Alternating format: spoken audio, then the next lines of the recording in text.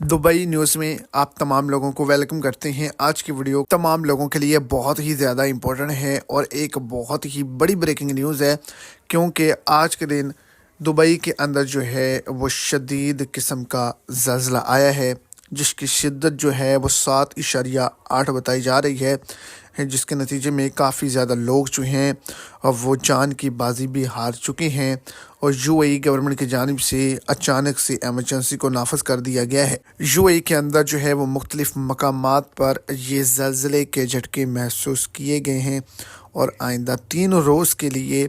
UAE government की जानिब से अबू धाबी, शारजाह और दुबई के अंदर जो है